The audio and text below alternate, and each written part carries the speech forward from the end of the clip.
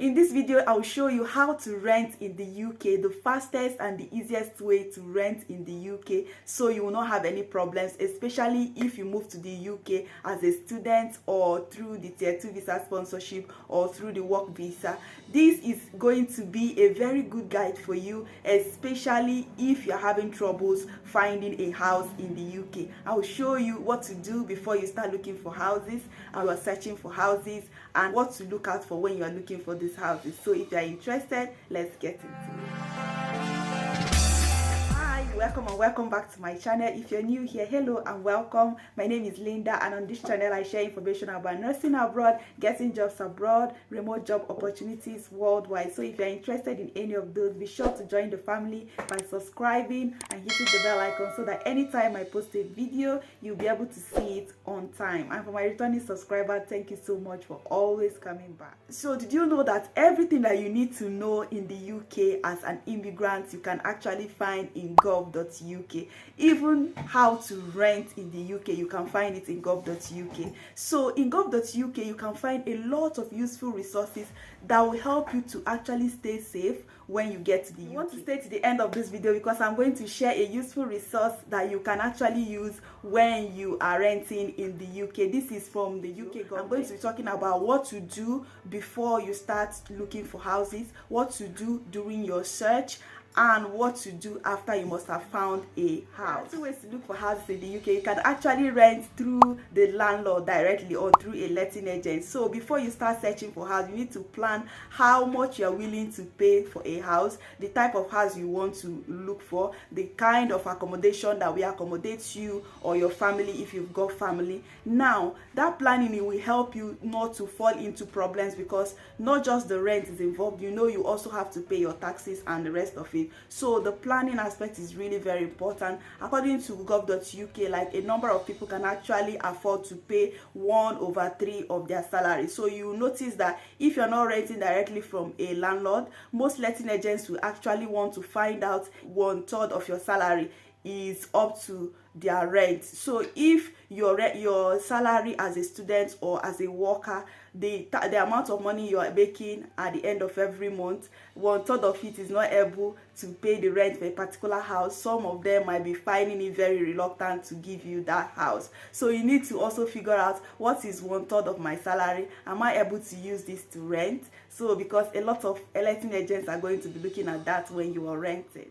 The next one is that you also want to find out the area you want to live in, especially if you're living in London. Maybe you are looking at where you can live so that it will be easy for you to get to work. If you're not yet driving, you want to make sure you find an accommodation where you can easily have access to bus, to train, and all of that. So all of those things is what you put into consideration, because if you find a house where you need to walk long distances to find bus or train, then you are not going to enjoy the place. So you have to also put that in mind, like you have to put access to transportation in mind when you are looking for. So once you have planned and you now know the kind of place you want to live in is really very important, then you can also check whether the kind of taxes that they pay there, how high their council tax is, how they provide for their electricity. Some people, they will have to pay to recharge their electricity. Some of them use smart meters. Some people prefer smart meters because you don't need to recharge your electricity.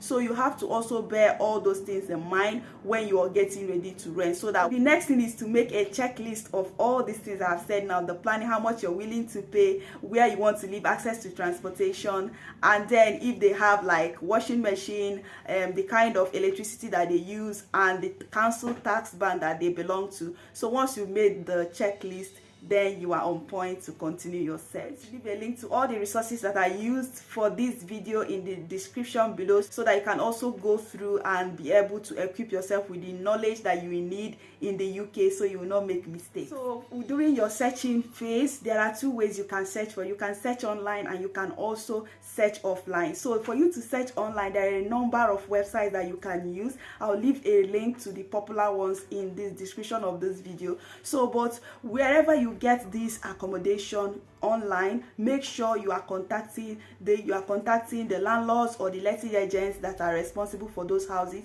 and make sure you also go and view the houses. ensure that you ask all the questions. Ensure that you also visit those accommodations. Do not allow anybody to rush you into making any decision. Make sure you ask all the questions. Make sure you visit the accommodation, and be free to ask anything, no matter how silly, because those are the things that will save you. And then offline, you can ask your co-workers, you can ask your friends, you can ask the other students how they got their accommodation. They can actually be a good resource. They recommend letting agents. They can also recommend where you can find the job. Some people, they try to also look for these houses in the high street. I don't know how they go about it, but if you are searching online and offline, make sure you stay safe by following this guideline I'm going to leave in the description below. Make sure you contact the landlord or the letting agent. Make sure you visit, make sure you view, and make sure you ask all the questions about whether it's furnished. If it is furnished, ask which of the properties actually belong to the landlord or belong to the accommodation, because sometimes you go there to view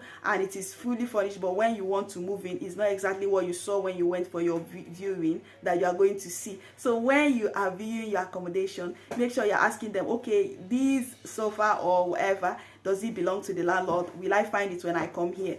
The cooker and all of that. You can ask all the details when you are viewing. Ask about the electricity, ask about the furniture, ask about everything that you need to know, so that when you are committing anything, you will know that this is where you're going to live, and you know it has a lot to do with your lifestyle as well. When you found a house, some letting agents are going to ask you for a series of documents. They are going to find out if you have a valid passport, if you have the right to live in the UK, if you are eligible, if you have the right to rent in the UK. You can rent if you are 18 years and above. So they are going to ask you for all those relevant documents. Some letting agents will also ask for a guarantor. Some of them will ask for reference. Some will not ask you for a guarantor. Maybe they have their own guarantor as part of their part of the services that they provide. But once they ask you for all of those things, once you're able to provide them, then you can also rent. Some of them will also ask you for your employment letter, how much you're earning, because they are using all of that to find out if you can afford the accommodation that you're seeking. So I'm going to leave a link to all the resources that you need when you're renting. Do not allow anybody to force you. Do not allow anybody to make you to pay for things that you're not supposed to pay. You have every protection if you are following the guideline. There is every letting agent that you're using, they need to belong to an organization. I remember their name, but they need to belong to this organization. You need to search and find out if they belong there, because that organization will help to settle any dispute between you and your landlord or the letting agent. I hope you found this information helpful, and it will help you to actually start looking for houses and to rent. Make sure you check the description of this video for everything that you need to know, and the step-by-step guide documents as well from the UK government. Thank you so much for watching. If you are yet to subscribe, please subscribe, share this with someone that needs it, and I'll see you in my next video. Bye.